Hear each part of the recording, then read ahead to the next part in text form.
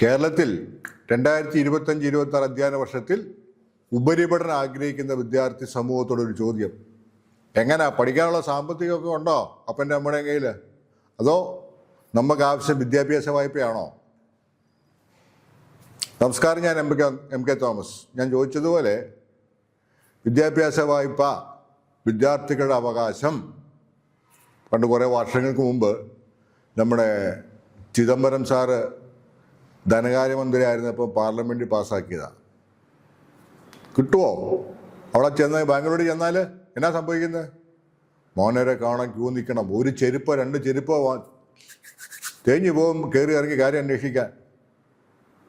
വിദ്യാലക്ഷ്മി പോർട്ടലിൽ അപേക്ഷിച്ചാലോ ചെല്ലുമ്പം state bank of ഇന്ത്യക്കാരൻ പറയും എന്നാ ജനശതാബ്ദിയോ ഏതാണ്ട് വേറൊരു പോർട്ടലുണ്ട്, ചുമ്മാ പറയുന്ന. ഇതിനൊരു പരിഹാരം കാണണ്ടേ? പഠിക്കാൻ പോകുന്ന പിള്ളേരുടെ സിവിൽ സ്കോർ ഇപ്പോഴും നോക്കുക. സിവിൽ സ്കോർ ആരാ? റിസർവ് ബാങ്ക് പറഞ്ഞിരിക്കുകയാണോ? പ്രൈവറ്റ് കമ്പനിയാണ്.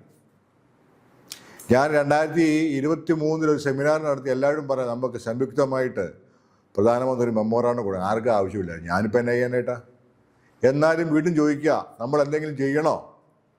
നമ്മളൊരു മെമ്മോറാണ്ടം ഇന്ത്യൻ പ്രധാനമന്ത്രി കൊടുക്കാനായിട്ട് തീരുമാനിച്ചു. നിങ്ങൾക്കൊക്കെ നിങ്ങളുടെ അഭിപ്രായം എന്താ? നമ്മൾ ആവശ്യപ്പെടുന്നത് സിവിൽ സ്കോർ പരിശോധന മാറ്റണം. എങ്ങനെയാ മാറ്റണോ വേണ്ടയോ?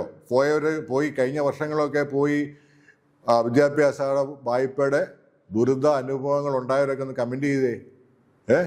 2022 റിസർവ് ബാങ്ക് IBI കൂടെ തീരുമാനിച്ചായിരുന്നു വിദ്യാഭ്യാസ വായ്പ കൊടുക്കുന്ന തുക കൂട്ടി 7.5 ലക്ഷം. കിട്ടുന്നുണ്ടോ? എത്ര കിട്ടും? 3, 4 അല്ലേ? അത് കൂടി തരുമോ? ഇല്ല. ഈടില്ലാതെ കൊടുക്കണമെന്നാണ് പറയുന്നത്. നമുക്കിതെല്ലാം കൂട്ടി ഒരു ചർച്ചയ്ക്ക് ഇരുന്നാലോ? താല്പര്യമുണ്ടോ? ഉണ്ടെങ്കിൽ ഒന്ന് പറഞ്ഞേ. നിങ്ങളോട് വന്നാൽ നമ്മളുണ്ട് മുമ്പിൽ. അപ്പം കമൻ്റൊക്കെ ചെയ്തു വന്ന് വിദ്യാഭ്യാസ വായ്പയുടെ കാര്യം നമുക്ക് ആവശ്യമുണ്ട്, വാപ്സി മുമ്പോട്ട് വന്ന് ചെയ്തു തരാം, നിങ്ങൾ സഹകരിക്കാം എന്നൊക്കെ ഒന്ന് പറഞ്ഞ് ഒന്ന് കമൻറ്റ് ചെയ്തേ. എന്നാലേ നമുക്കൊരു സന്തോഷം വേണ്ടേ? ചെയ്യുന്നതുകൊണ്ട് നമ്മുടെ വിദ്യാഭ്യാസ വായ്പ ഇതൊക്കെ ചെയ്യുന്നു മെമ്മോറാണ്ടം. അപ്പം ഒരു പ്രചരണം ആരംഭിക്കുകയാണ്. കൂട്ടത്തിൽ കൂടുക, താല്പര്യങ്ങളൊക്കെ പങ്കെടുക്കുക. വായ്പയെക്കുറിച്ച് നിങ്ങൾക്ക് വന്നിരിക്കുന്ന അനുഭവങ്ങളും ദുരനുഭവങ്ങളൊക്കെ ഇവിടെ ഒന്ന് കമൻറ്റ് ചെയ്യുക. മറ്റുള്ളവർക്കാകട്ടെ.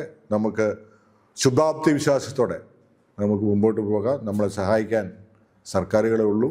വിദ്യാഭ്യാസ വായ്പ എല്ലാവർക്കും ലഭ്യമാകണം. പാവപ്പെട്ടവനും പഠിക്കണം, പണക്കാരനും പഠിക്കണം, അല്ലേ? മുമ്പോട്ട് പോകാം. വീഡിയോ ഒക്കെ ഒന്ന് ഷെയർ ചെയ്യുക. താല്പര്യമുള്ളവർ ഇതിനെപ്പറ്റി, ഈ പറഞ്ഞ വിഷയത്തെപ്പറ്റി നമുക്ക് ചർച്ച ചെയ്യാനും തീരുമാനം എടുക്കാനും ആവശ്യമൊക്കെ ഉണ്ടെന്നുള്ളവർ ഒന്ന് മുമ്പോട്ടൊക്കെ ഒന്ന് ഷെയർ ചെയ്യുക. മറ്റുള്ളവർക്ക് ഒന്ന് പകർന്നു കൊടുക്കുക. ഒരു ലൈക്ക് ചെയ്യുക, കമൻറ്റ് ചെയ്യുക. വിദ്യാഭ്യാസ വായ്പയുള്ള പുതിയ അപ്ഡേറ്റ്സുമായിട്ട് വീണ്ടും വരാം. നന്ദി, നമസ്കാരം.